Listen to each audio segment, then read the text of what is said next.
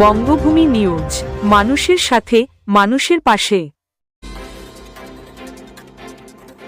লখনউয়ের ভয়াবহ অগ্নিকাণ্ডে অকালে প্রাণ হারানো নামখানার 25 বছরের তরতাজা যুবক সৌমাল্য বেরার বাড়িতে এবার পৌঁছালেন সাগর বিধানসভার বিধায়ক সুমন্ত মণ্ডল। শুক্রবার নামখানার দারিকনগর এলাকায় সদ্য সন্তানহারা পরিবারের পাশে দাঁড়িয়ে গভীর সমবেদনা জানান তিনি।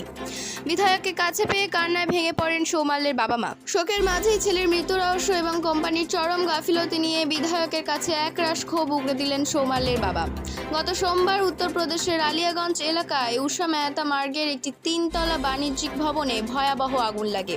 ওই ভবনে চলা একটি অ্যানিমেশন ও কার্টুন ডিজাইনের প্রশিক্ষণ কেন্দ্রে গত 2 বছর ধরে কর্মরত ছিলেন সৌমাল্য। সেই বিধ্বংসী আগুনে কমপক্ষে 15 জনের মৃত্যু হয়, যার মধ্যে ছিলেন নামখানার এই যুবকও। বুধবার তার কাফিনবন্দি দেহ দারিকনগরের বাড়িতে পৌঁছাতেই কান্নায় ভারী হয়ে ওঠে গোটা গ্রাম।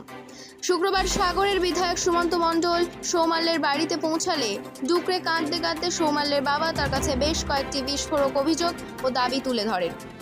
অগ্নিকাণ্ডের পর থেকে এখনো পর্যন্ত ওই অ্যানিমেশন কোম্পানির তরফ থেকে পরিবারের সাথে কোনো প্রকার যোগাযোগ করা হয়নি বা কোনো দায় নেওয়া হয়নি। ছেলের শেষকৃত্য সম্পন্ন হলেও লখনৌ প্রশাসন বা কোম্পানির তরফ থেকে এখনো পর্যন্ত সৌমাল্যর ডেথ সার্টিফিকেট বা মৃত্যু শংসাপত্র পরিবারের হাতে এসে পৌঁছায়নি। ঠিক কী কারণে আগুন লাগলো এবং সৌমাল্যর মৃত্যুর আসল কারণ কি তা জানতে ঠিক তদন্তের দাবি জানিয়েছেন পরিবার।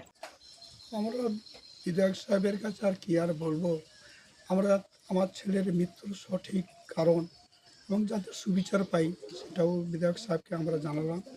এবং এখনও পর্যন্ত আমরা কোনো ডেথ সার্টিফিকেট ওখান থেকে কিছু পাইনি, সেটাও বিধায়ক সাহেবের কাছে আমরা একটু রিকোয়েস্ট করলাম যাতে ডেথ সার্টিফিকেটটা এবং বার্নিং সার্টিফিকেট যাতে পাই, সেটা উনি আশ্বাস দিয়েছেন।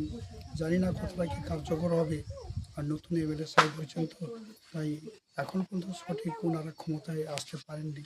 কতটা কী করবেন সেটাও ওনাদের ব্যাপার, যদি করে দেন সেটাও খুব ভালো হবে। যে কোম্পানিতে তারা এখনও পর্যন্ত কোনো যোগাযোগ করেনি, কোনো রকমভাবে যোগাযোগ করেনি।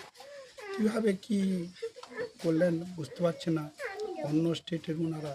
তাই আমরাও এখনও পর্যন্ত এই মর্মান্তিক ঘটনার জন্য বাড়িতে সবাই শোকাচ্ছন্ন। সদ্য সন্তানহারা বাবা মায়ের অভিযোগ শোনার পর সাগরের বিধায়ক সুমন্ত মণ্ডল পরিবারটিকে সমস্ত রকম আইনি এবং প্রশাসনিক সাহায্যের আশ্বাস দিয়েছেন।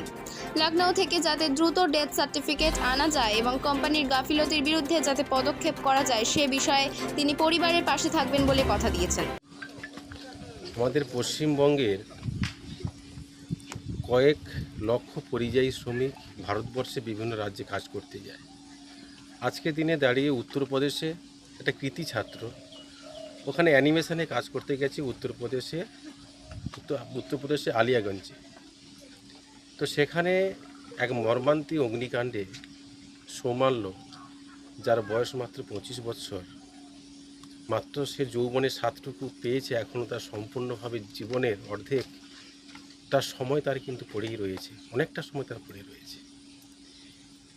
শুধু একটা কথাই বলবো যে সারা ভারতবর্ষ নয়, যারা বিভিন্ন সময়ে আমাদের পশ্চিমবঙ্গ থেকে যারা বাইরে পরিযায়ী শ্রমিক হিসাবে কাজ করতে যায় তারা কিন্তু বাধ্য হয়, কোথায় কী পরিস্থিতিতে তারা কাজ করছে তা তারা কিন্তু উপলব্ধি করে না।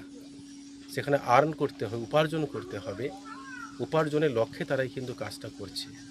সেখানকার সেফটি আছে কি না, সিকিউরিটি আছে কি না, সে বিষয়ে তাদের কিন্তু মন থাকে না। এই ধরনের মর্মান্তিক যে দুর্ঘটনা সঙ্গে আমাদের প্রধানমন্ত্রীও এই যে ঘটনার জন্য উনি শোকাহত, মর্মাহত। আমাদের পশ্চিমবঙ্গের মাননীয় মুখ্যমন্ত্রী উনিও যথেষ্টভাবে শোকাহত। বিগত 15 বছরে যা চলেছে দেখলেন তো, দুদিন আগে তারাতলাতে কীভাবে বড় বড় রড পড়ে গিয়ে সেখানে প্রায় কতজন মানুষ মারা গেল।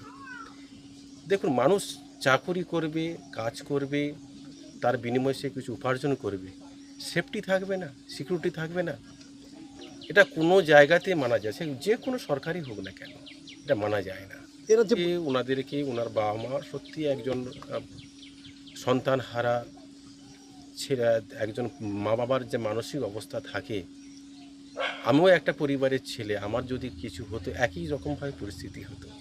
আমি এই এলাকারই ছেলে, আমি ওনার মা বাবাকে কথা দিয়েছি, ওনার ছেলে যেখানে কাজ করতো ওনার যদি কোনো ট্রেস যদি না পাওয়া যায় আমার এখান থেকে আমি 3-4 জনকে টিম করে পাঠাবো, পাঠিয়ে লোকাল পুলিশ স্টেশনের সঙ্গে যোগাযোগ করে কোন কোম্পানিতে কাজ করতো, কেন আগুন ধরলো তার সঠিক তদন্ত এবং ওই কোম্পানির বিরুদ্ধে এফআইআর করে তার নির্দিষ্ট পুঙ্খানুপুঙ্খ বিষয়টা আমাদের কাছে উদ্ঘাটন করতে হবে।